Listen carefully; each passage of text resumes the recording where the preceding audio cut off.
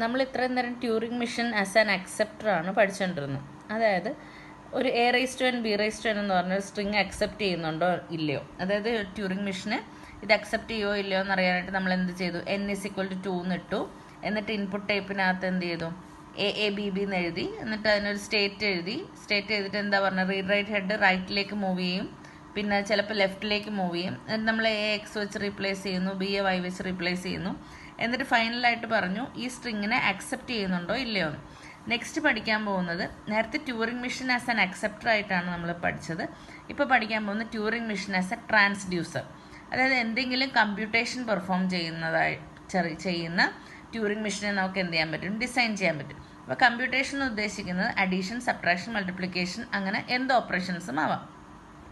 നേരത്തെ നമ്മൾ A⁻n B⁻n എന്ന സ്ട്രിങ്ങിനെ അക്സെപ്റ്റ് ചെയ്യുന്നുണ്ടോ എന്ന് നോക്കാനായിട്ട് ഇൻപുട്ട് ടൈപ്പിനകത്ത് നമ്മൾ AABB എന്ന് എഴുതി. പക്ഷേ ഇവിടെ നമുക്കിപ്പോൾ ഒരു അഡീഷനാണ് പെർഫോം ചെയ്യുന്നതെങ്കിൽ, അതായത് 3+2 എന്നൊരു അഡീഷനാണ് പെർഫോം ചെയ്യുന്നതെങ്കിൽ നമുക്ക് ഡയറക്റ്റ് എന്താ 3+2 എന്ന് എഴുതാൻ പറ്റത്തില്ല. പക്ഷേ അതിന് പകരം നമുക്ക് എങ്ങനെ റെപ്രസെൻറ്റ് ചെയ്യാം, അതിന് പകരം നമുക്ക് ഈ 3+2നെ നമുക്ക് 1ൻ്റെ ഫോമിൽ റെപ്രസെൻറ്റ് ചെയ്യാം.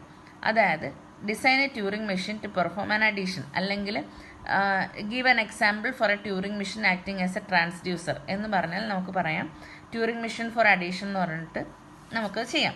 അപ്പം നമുക്ക് അഡീഷനാണ് പെർഫോം ചെയ്യേണ്ടത്. അപ്പോൾ നമ്മുടെ ഒരു എക്സാമ്പിൾ വെച്ചിട്ടാണ് പറയാൻ പോകുന്നത്. 3+2 = എത്രയെന്ന് കണ്ടുപിടിക്കണം. അതായത് നമുക്കൊരു ട്യൂറിംഗ് മെഷീൻ വെച്ചിട്ട് രണ്ട് നമ്പേഴ്സിനെ ആഡ് ചെയ്തിട്ട് അതിൻ്റെ വാല്യൂ കണ്ടുപിടിക്കാം. അപ്പോൾ ഇവിടെ യൂണറി നമ്പേഴ്സ് മാത്രമാണ് നമ്മൾ ആഡ് ചെയ്യുന്നത്. അതായത് ഒരു 9+9 എന്ന് പറയുമ്പോൾ എന്താണ്, ക്യാരി വരുന്നുണ്ട്. അങ്ങനത്തെ നമ്പേഴ്സ് അല്ല, ക്യാരി ഇല്ലാത്ത സിംഗിൾ ഡിജിറ്റ് നമ്പേഴ്സിനെ ആഡ് ചെയ്യാനുള്ള ഒരു ട്യൂറിംഗ് മെഷീനാണ് നമ്മൾ ഡിസൈൻ ചെയ്യാൻ പോകുന്നത്. അപ്പോൾ നമ്മൾ നോക്കാം, ഇവിടുത്തെ കേസിൽ നമ്മൾ ഒരു സൈഡ് ഫിക്സ്ഡ് ആയിരുന്നു, ഈ സൈഡിലോട്ടാണ് എന്താണ് infinite number of blank symbols ഉണ്ടെന്ന് പറയുന്നത്. പക്ഷെ നമ്മൾ കമ്പ്യൂട്ടേഷൻ യൂസ് ചെയ്യുമ്പം നമ്മൾ റെപ്രസെൻറ്റ് ചെയ്യണം, ലെഫ്റ്റിലോട്ടും ബ്ലാങ്ക് സിമ്പിൾസ് വരും, റൈറ്റിലോട്ടും ബ്ലാങ്ക് സിമ്പിൾസ് വരും. ഇനി 3+2നെ നമ്മൾ ട്യൂറിംഗ് മെഷീൻ്റെ ഇൻപുട്ട് ടൈപ്പിൽ റെപ്രസെൻറ്റ് ചെയ്യുന്നത് എങ്ങനെയാണെന്ന് വെച്ചാൽ, 3 എന്ന് പറയുമ്പം നമ്മളതിനെ 3 1 വെച്ച് റെപ്രസെൻറ്റ് ചെയ്യണം. അതായത് എല്ലാ ഡിജിറ്റ്സും നമ്മൾ എന്ത് വെച്ചാൽ റെപ്രസെൻറ്റ് ചെയ്യാൻ പോകുന്നത്, 1 വെച്ചിട്ടാണ്. 3 എന്ന് പറഞ്ഞപ്പോൾ നമ്മൾ 3 1 ഉപയോഗിച്ചു.